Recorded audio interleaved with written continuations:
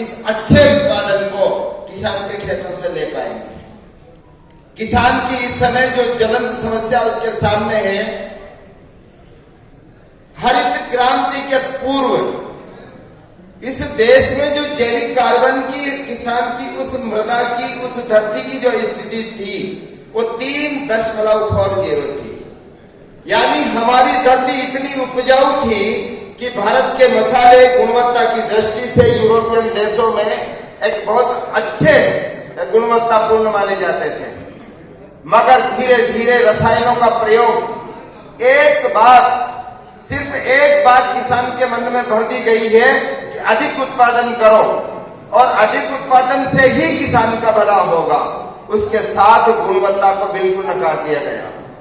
धीरे धीरे रसायन इतना बढ़ने लगा कि आज अभी ये स्थिति है कि हमारी एक निर्धारित सीमा से 4 गुना रसायन खेतों में प्रयोग होने लगा है और उसका परिणाम फसल की गुणवत्ता पर ही नहीं आया है।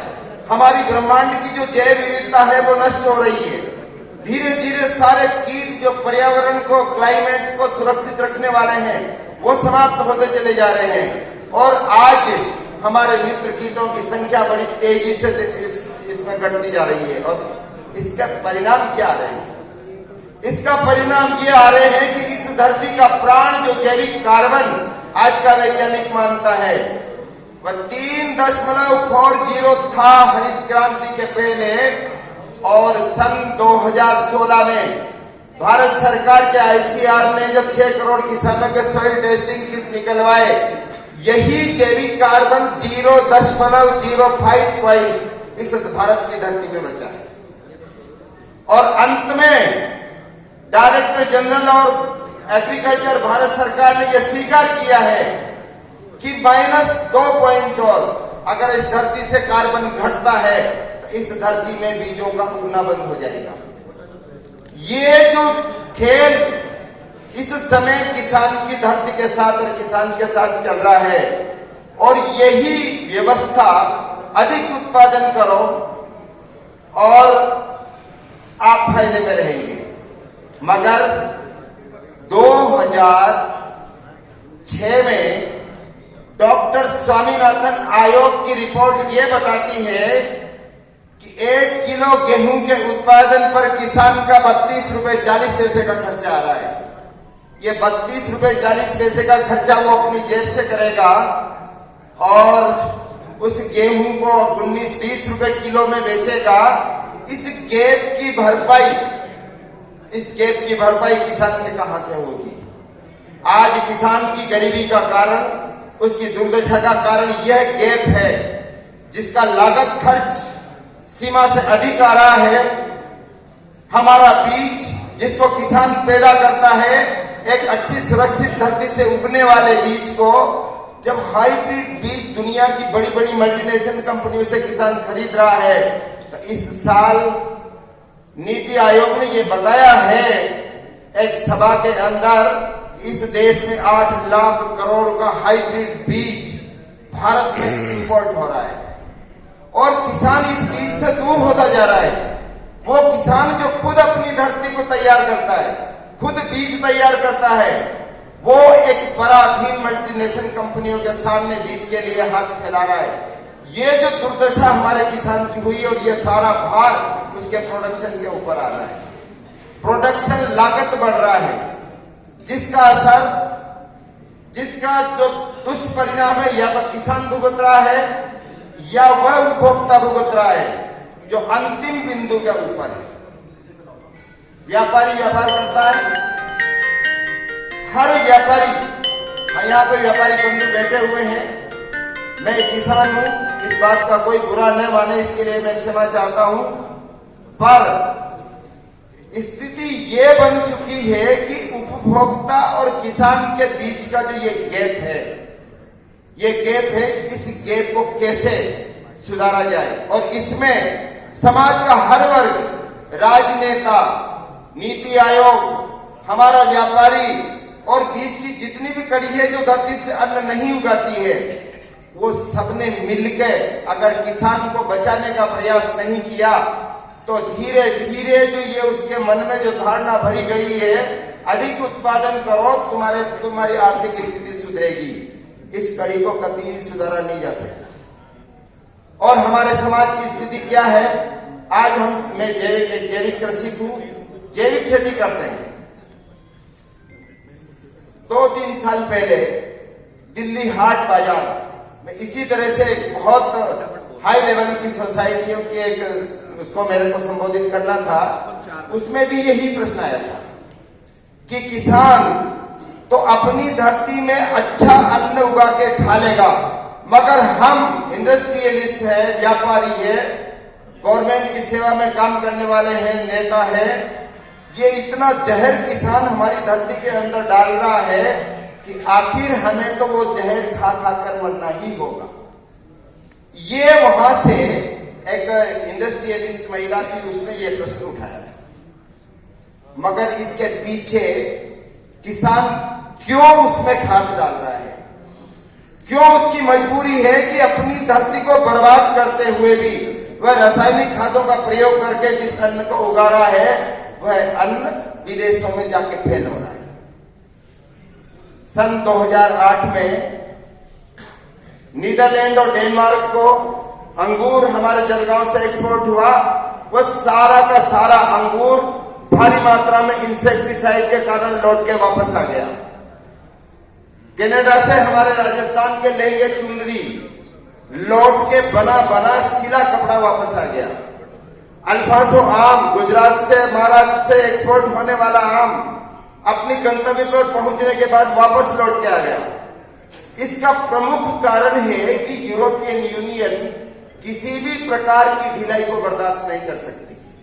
अंतरराष्ट्रीय लैब में जो टेस्टिंग में आएगा वही होगा, मगर हमारे मसाले, हमारे फल, हमारा अन्न जब विदेशों में जाता है तो व्यापारी, मैं बिल्कुल ऐसा नहीं है, पर बड़े बड़े व्यापारियों ने, जैसे एक आपकी दृष्टि में होगा मुरारका फाउंडेशन, जिसने किसानों की खेती को जैविक करने का बीड़ा उठाया था और उन्होंने प्रयास भी किया, मगर मुरारका फाउंडेशन ने जिन 3000 किसानों के हमारे झालावाड़ से मसाला धनिया खरीदा 10,000 टन, वो सारा धनिया नाम उन जैविक किसानों का था और वो सारा धनिया बाजार से खरीदा गया।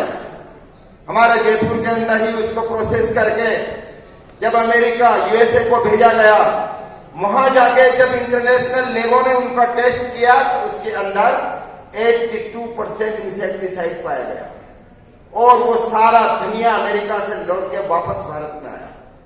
इस ऐसी स्थिति जब बनती है तो क्या हम ये चाहते हैं कि किसान को दोष देंगे? क्यों ऐसी परिस्थितियां बन रही है? किसान अच्छा उगाएगा, उसका हमें मदद करना पड़ेगा। एक छोटा सा उदाहरण में देके बहुत इस बात को ज्यादा लंबी नहीं करना चाहता। दिल्ली के अंदर उस हाट बाजार में जिस महिला ने मेरे से प्रश्न किया, उसका जवाब मैंने उनको बहुत अच्छे ढंग से ये दिया था कि किसान अपने खेत में उपज करता है। एक किसान ने 2 तरह की, एक रासायनिक खाद डाला एक में और एक पार्ट में उसने नहीं डाला। मान लिया उसने करेले का उत्पादन किया और बाजार में अपने सामान को बेचने के लिए वो गया। 2 टोकरी में, एक टोकरी में वह करेला है जिसको उसने रासायनिक खेती से तैयार किया, उसको हार्मोन्स में भी डुबोया है, उसमें इंसेक्टिसाइड भी डाला है, सब कुछ किया है और वो करेला दिखने में अति सुंदर लगता है, पर वह करेला उसके अंदर भारी मात्रा में रसायन है। एक टोकरी उसके पास है जो उसने जैविक तरीके से करेला तैयार किया है। उस करेले में कुछ कीटों के निशान आ जाते हैं, दिखने में अति सुंदर नहीं लगता है, मगर उसने अपने करेले की दोनों टोकरियों में एक लेबल, प्राइस लिस्ट लगा रखी है। जो रासायनिक तरीके से उसने तैयार किया है वह करेला वो सस्ता बेच रहा है और जैविक करेला जो दिखने में अति सुंदर नहीं लगता है उसकी रेट 10 रुपए किलो ज्यादा है। मैं माननीय उपभोक्ताओं से कहना चाहता हूं कि कोई भी उपभोक्ता अगर करेला खरीदने के लिए गया तो वो कौन सा करेला खरीदेगा? मैंने उसी बहन से पूछा है, मैंने कहा आप जब सब्जी लेने के लिए बाजार में जाएंगे तो बताइए इन दोनों टोकरियों में से आप कौन सा करेला खरीदेंगे? तो उन्होंने बहुत स्पष्ट कहा वर्तमान परिस्थिति को कि हम वही लेंगे जो दिखने में सुंदर लग रहा है और जिसकी रेट 10 रुपए किलो कम है। अंत में शाम पढ़ते पढ़ते उस किसान की वो टोकरी बिक जाती है और जैविक तरीके से उसने जिस करेले को तैयार किया है वो बिकता नहीं है। वो शाम को उठा के घर ले जाता है और अपने जानवरों को खिला देता है और दूसरे दिन अपने खेत में जाके जिस खेती को वो जैविक कर रहा है उसको भी वो रसायन में बदल देता है कि ये मेरी चीज जो बिक नहीं रही है उसका मैं करूं क्या? अगर इसमें उपभोक्ता, व्यापारी सब अगर जिस तरह से किसान अगर ये रिस्क लेके कि मेरी खेती में उपज कम होगी, मैं रसायन नहीं डालूंगा तो खेती में उपज कम होगी, उसकी भरपाई के लिए अगर उपभोक्ताओं के मन में यह विचार अगर प्रबल नहीं हुआ कि किसान घाटे में जिस खेती को कर रहा है एक अच्छा उत्पादन जो किसान दे रहा है उसको अगर हम एक्स्ट्रा पैसा 10%, 20%, 25% अगर नहीं देंगे तो भाइयों किसान को कोई गरज नहीं पड़ी है कि वो घाटे में रह के और इस खेती में बदलेगा और हमारी फसलों की गुणवत्तापूर्ण उपज को समाज के सामने रखेगा। इसलिए समाज को मदद हर तरह से पूरा नेटवर्क उत्पादन करता जो किसान है, क्योंकि अच्छा उत्पादन किसान ही पैदा कर सकता है, यह बात उसके मन में बनी रहे और वो कृषि को उपासना मानता है। ये एक ऐसी तरह की चीज है, किसान कृषि को उपासना मानता है, अन्न को ब्रह्म मानता है। ये चीज अगर उसके दिमाग में बैठी रही तो हमारा देश अन्न से परिपूर्ण और बना रहेगा, अच्छा उत्पादन भी किसान दे पाएगा।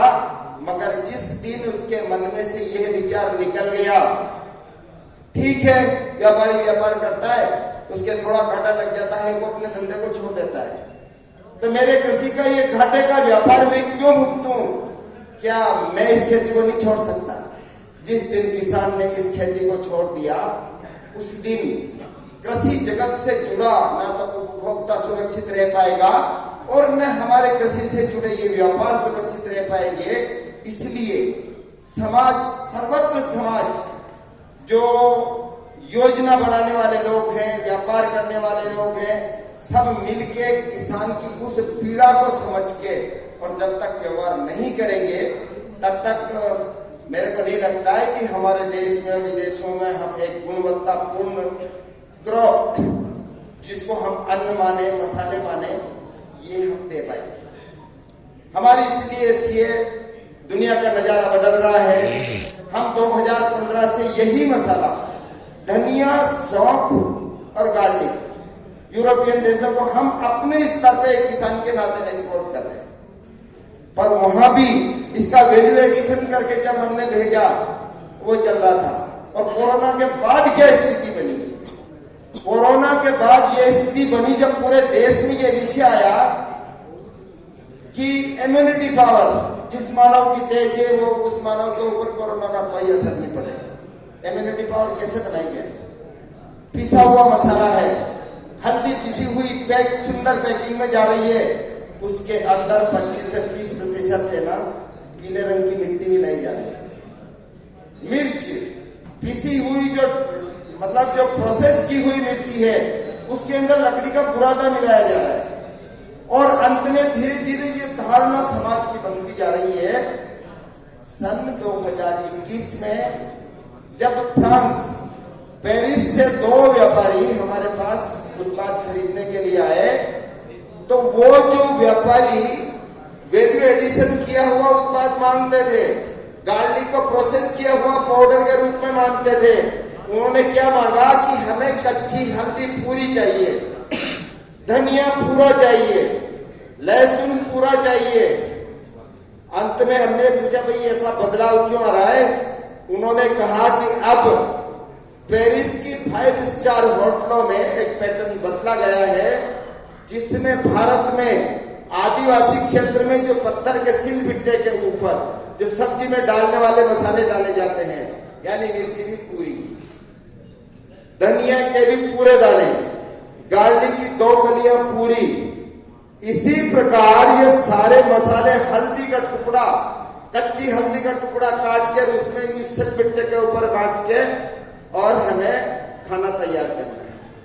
और पेरिस की इन होटलों में इस प्रकार तैयार किया हुआ खाना 6 महीने पहले एक थाली बुक हो जाती है और हमारी इंडियन करेंसी के हिसाब से एक थाली की कीमत 60,000 रुपए है। ये पेरिस के कुछ व्यापारियों का कहना था। धीरे धीरे समाज बदल रहा है। हर उपभोक्ता एक अच्छा खाना जो सुरक्षित खाद्यान्न है, अपने जीवन को सुरक्षा दे सके, ऐसा खाद्यान्न हर उपभोक्ता को चाहिए। मगर भाइयों, मैंने यही कहा है कि उपभोक्ता को शुद्ध खाना तब मिलेगा जब वो किसान के क्षेत्र में, धरती में किसान का जैविक कार्बन 1% से ऊपर होगा, धरती का पीएच मान 7 से 8 के बीच होगा, और हमारे जितने भी खाद्य जो हमारे खनिज द्रव्य हैं वो धरती में अगर बराबर मात्रा में अगर बैलेंस में मिलेंगे तो उसमें से उत्पन्न होने वाला अनाज, चाहे आप दुनिया की किसी भी लैब में टेस्ट कराएंगे तो वो एकदम सुरक्षित पाया जाएगा और दुनिया के किसी भी देश को एक्सपोर्ट किया जा सकता है। इसमें मेरा तो फिर भी यही रिक्वेस्ट है कि कृषि को एक अलग व्यापार, हम जो व्यापार कर रहे हैं, किसान से खरीद रहे हैं, मंडियों से खरीद रहे हैं, दुनिया के दूसरे देशों में एक्सपोर्ट कर रहे हैं, भेज रहे हैं, उपभोक्ताओं तक पहुंचा रहे हैं, इन सबको मिला के और अगर चलेंगे, इसमें हमारे हित के साथ अगर किसान का हित भी अगर जोड़ के अगर इस व्यवस्था को आगे बिठाया तो ही हम दुनिया को एक सुरक्षित खाद्यान्न दे पाएंगे, अन्यथा ऐसा संभव नहीं है। इतनी बात कह के मैं अपनी बात को विराम करता हूं। जय हिंद।